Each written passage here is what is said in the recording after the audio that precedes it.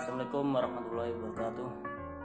Ladies and gentlemen, ya kali ini saya akan membuat vlog tentang pengaruh pandemi COVID-19 terhadap perekonomian global di Indonesia dan juga di dunia. Ya, karena memang saat ini dunia termasuk Indonesia sedang mengalami masa yang sulit, ya, yakni wabahnya virus COVID-19 yang berawal dari negeri Cina, yang pada akhirnya virus ini berkembang ke seluruh dunia termasuk Indonesia. Kali ini saya akan berbicara mengenai dampak ekonomi akibat pandemi COVID-19 secara global termasuk di Indonesia juga. Jadi saya akan menunjukkan suatu gambar dari dampak perekonomian di Indonesia. Ya, ini merupakan gambar dari dampak perekonomian di Indonesia, ya, karena corona. Di sini ditulis juga pemerintah mengantisipasi penyebaran virus novel corona. Nah, hal ini dilakukan dengan menutup pintu bagi wisatawan dan produk impor asal Tiongkok. Nah, jika Tiongkok diisolasi, 3 sektor bisa terpengaruh. Yang pertama, sektor yang bisa terpengaruh adalah sektor pariwisata. Yang kedua adalah sektor investasi, dan yang ketiga adalah sektor perdagangan. Oke, di gambar selanjutnya tentang dampak ekonomi RI dan juga dampak ekonomi secara global. Ya, di dampak ekonomi RI yang pertama disebutkan ekonomi Indonesia turun 0,29%. Yang kedua, impor dari Cina di stop. Yang ketiga, maskapai stop penerbangan ke dan dari Cina. Yang keempat, sektor pariwisata terpengaruh. Yang kelima, harga bahan pangan naik.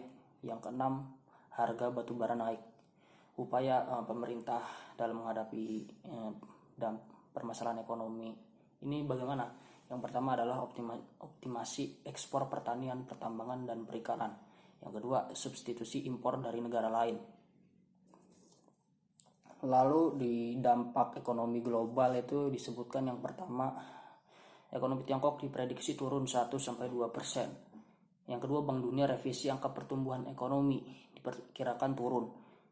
Yang ketiga, maskapai Amerika Serikat, Korea Selatan, Australia, Jerman, Mesir stop penerbangan ke dan dari Cina. Yang keempat, ZTE dan LG Electronics batal ikut Mobile World Congress atau MWC 2020 di Barcelona, Spanyol. Yang kelima, sentimen negatif di pasar keuangan. Yang keenam, bursa saham Asia berguguran. Yang ketujuh, kasino di Macau sepi. Dan yang kedelapan, artis K-pop batalkan jadwal konser, ya. Nah, di sini saya akan menjelaskan kembali, ya, tentang dampak COVID-19 ke ekonomi Republik Indonesia. Yang pertama itu adalah dampak ke pariwisata dan perdagangan. Perekonomian dunia dan Indonesia terdampak pada penyebaran virus corona. Bahkan proyeksi ekonomi dunia direvisi karena pandemi corona. Sementara dampak ke ekonomi Indonesia dimulai dari sektor pariwisata. Selain sektor pariwisata, ada sektor perdagangan ekspor impor yang terganggu. Jalur pariwisata jelas distribusi dari perdagangan dan pasokan. Dulu Indonesia mungkin 2 minggu terakhir melihat 27% impor non migas dari Tiongkok, 16,7% ekspor Indonesia ke Tiongkok. Nah, jadi apakah Cina akan mengendalikan dan merecover itu semua? Nah, itu akan menentukan sisi dari negara kita Indonesia, dari sisi ekspor dan impor dan juga pariwisata. Lalu yang kedua ini ada tentang pelemahan rupiah. Ya, bagi Indonesia dampak virus corona ini sudah mulai terasa, ya, bagi perekonomian dalam negeri. Salah satu contohnya adalah terus melemahnya nilai tukar rupiah hingga saat ini yang sudah mendekati angka 17.000 per US dollar.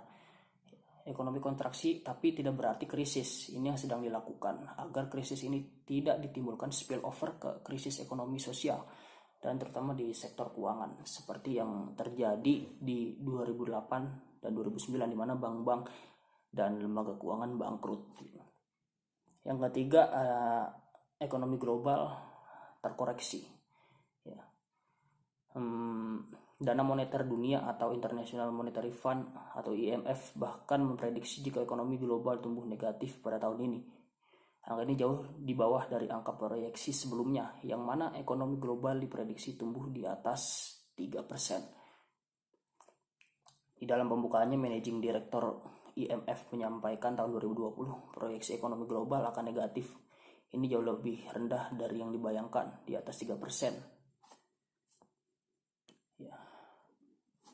Lalu yang ketiga ada corona. Yang keempat yaitu corona picu krisis. Ya.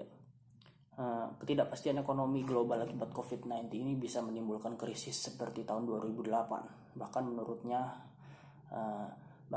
IMF mengkalkulasikan pada saat ini bisa lebih buruk mengingat penyebaran virus corona ini bergerak cukup cepat ya, dan semakin meluas.